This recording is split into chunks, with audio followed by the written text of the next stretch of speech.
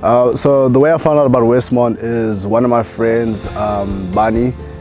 He graduated last year. We were in the same boarding house in high school, and he got the scholarship to come to Westmont College. He was the third person to get it after Mpho and Mthethwa, who got it the year before him. So three of the friends of mine, close friends of mine who went to the same high school, got the same scholarship.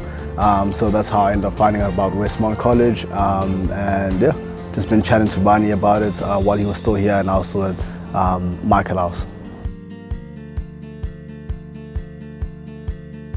My name is Mthethwa. I'm a fourth year. I study biochemistry and I'm from South Africa. So what made me choose Westmont College was so the same scholarship that was offered to Bani, Mpho and Mthethwa was also offered to me and Shehu. And I was very lucky to have gotten that scholarship, so that kind of put Westmont College onto my radar. And I think after about a week of praying and kind of meditating and conversing with God, I kind of solidified that commitment.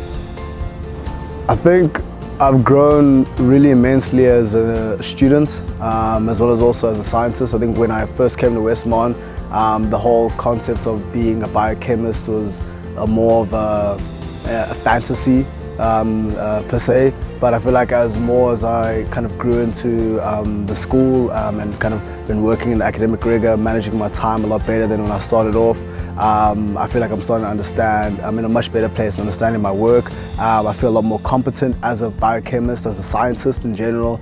So I feel like I've grown a lot more as a student, as an academic, and definitely more so as a scientist. So, and I feel like that's helped me view and think of just like things around the world a lot more, a lot more scholarly than usual. So I think my faith has grown really well in terms of my spiritual connection with God. I feel as though when I first started off at Westmont, it was a bit hard to be receptive to the guidance that I received from the Lord.